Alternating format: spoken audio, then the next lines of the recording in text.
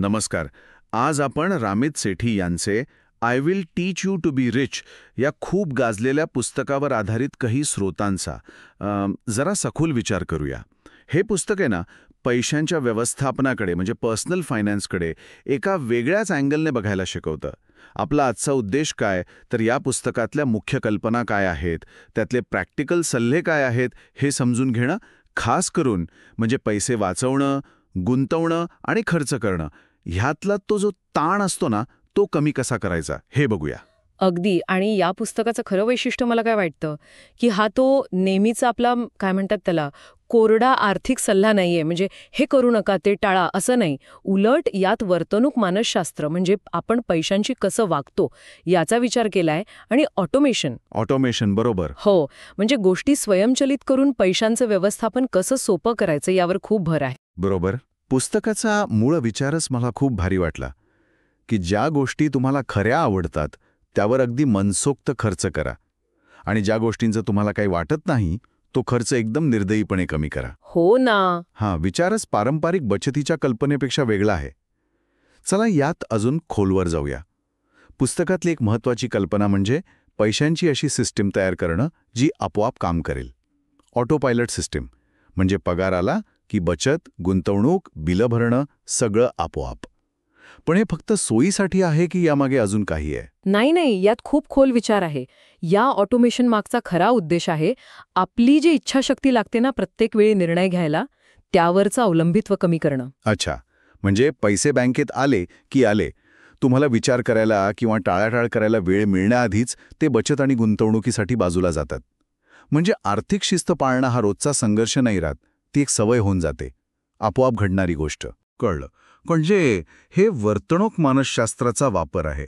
आपली जी सवय असते ना उशीर करायची किंवा निर्णय पुढे ढकलायची, बरोबर, ही सिस्टीम त्यांनाच बायपास करते. म्हणजे एकदा सेट केलं की झालं, मग फार डोकं लावायची गरज नाही. मग प्रश्न येतो, जे पैसे उरतात त्याचं काय? इथेच ती कॉन्शियस स्पेंडिंगची कल्पना येते, बरोबर? पण याचा नेमका अर्थ काय? म्हणजे फक्त विचार करून खर्च करणं एवढंच? हो, पण त्याहून थोडं जास्त आहे. ही कल्पना आहे ना, ती पारंपरिक काटकसर करा किंवा प्रत्येक रुपया वाचवा, माइंडफुल सेव्हिंग ह्याच्या अगदी विरुद्ध आहे असं म्हणायला हरकत नाही. अच्छा. कॉन्शियस स्पेंडिंग म्हणजे आधी स्वतःला विचारा की तुम्हाला खरंच काय आवडतं, कशावर खर्च केल्याने तुम्हाला खरा आनंद मिळतो. कदाचित ते फिरणं असेल, बाहेर जेवणं असेल, एखादा छंद असेल. मग ठरवून त्या गोष्टींवर भरपूर खर्च करा आणि तोही कोणताही अपराधीभाव न बाळगता. आणि हे करण्यासाठी ज्या गोष्टी तुम्हाला अजिबात महत्त्वाच्या वाटत नाहीत, म्हणजे समजा महागडं केबल टीव्ही पॅकेज किंवा रोजची ब्रँडेड कॉफी, तर त्यावरचा खर्च एकदम कट करा. हा कंजूशीचा मार्ग नाहीये, तर जाणीवपूर्वक निवड करण्याचा मार्ग आहे. म्हणजे पैशाकडे बघण्याचा दृष्टिकोनच बदलायचा आहे एक प्रकारे. हे पुस्तक तसा म्हणतात की 20 ते 40 वयोगटासाठी जास्त फोकस आहे, पण मला वाटतं की पैसे कमावणारा किंवा खर्च करणारा कोणीही यातून काहीतरी शिकू शकतो. नक्कीच. यात कर्ज कसं कमी करायचं किंवा अगदी फोन, इंटरनेट बिलांवर निगोशिएट कसं करायचं यावर पण टिप्स आहेत. निश्चितच. आणि गुंतवणुकीसारखा विषय जो अनेकांना खूप म्हणजे खूप किचकट वाटतो, तो अत्यंत सोप्या पद्धतीने मांडलाय.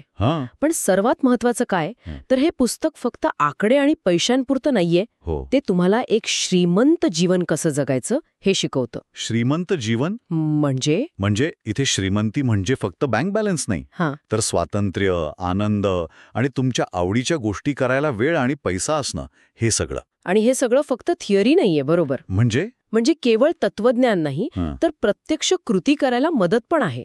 अगदी बरोबर. हेच त्याचं वैशिष्ट्य आहे. मला वाटतं हेच या पुस्तकाला खूप प्रॅक्टिकल बनवतं. हो, यात अगदी क्रेडिट कार्ड कंपन्यांशी बोलून व्याजदर किंवा दंड कमी करण्यासाठी काय बोलायचं याचे तयार संवाद म्हणजे स्क्रिप्ट्स दिले आहेत. अरे वा. बँक किंवा इतर सेवांसाठी पण हे उपयोगी पडू शकतं. बचत आणि गुंतवणूक ऑटोमॅटिक करण्यासाठी सिस्टीम कशी तयार करायची याचे आराखडे म्हणजे टेम्पलेट्स आहेत. आणि इतकंच नाही, तर हे सगळं प्रत्यक्षात आणायला 6 आठवड्यांचा एक स्पष्ट कृती कार्यक्रम पण दिला आहे. 6 वीक प्रोग्राम. अच्छा, म्हणजे स्टेप बाय स्टेप गाईडच आहे. हो, त्यामुळे सुरुवात कशी करायची हा प्रश्नच उरत नाही. हे खरंच प्रभावी आहे. म्हणजे नुसती थेअरी नाही, तर कृती आराखडा पण तयार मिळतोय. आणि हे सगळं करताना एक मोठा विचार नेहमी लक्षात ठेवायला सांगितला आहे, जो मला खूप महत्वाचा वाटतो. तो म्हणजे श्रीमंत जीवन हे स्प्रेडशीटच्या पलीकडे जगलं जातं. ते स्वातंत्र्य, औदार्य आणि आवडत्या गोष्टी करण्याबद्दल आहे. वा. आर्थिक नियंत्रण मिळवणं हे एक साधन आहे, ते साध्य नाही. आपलं अंतिम ध्येय काय, तर जीवनाची गुणवत्ता सुधारणं. बरोबर. थोडक्यात सांगायचं तर हे पुस्तक म्हणजे एका पर्सनल फायनान्स कोच किंवा मित्रासारखं आहे, जो तुम्हाला पैशांची नुसतीच चिंता करायला नाही, तर त्याचा वापर करून एक चांगलं समाधानी आयुष्य कसं जगायचं हे शिकवतो. अगदी. ऑटोमेशनवरचा भर आणि ही जी जाणीवपूर्वक खर्चाची कल्पना आहे ना, हे याला इतरांपेक्षा खरंच वेगळं ठरवतं. या सगळ्या चर्चेतून एक विचार करण्यासारखा मुद्दा पुढे येतो असं मला वाटतं, की पैशांचं व्यवस्थापन म्हणजे फक्त आकडेमोड नाही, तर तो एक आत्मविश्वास मिळवण्याचा आणि आपल्या आयुष्यावर जास्त नियंत्रण मिळवण्याचा मार्ग आहे.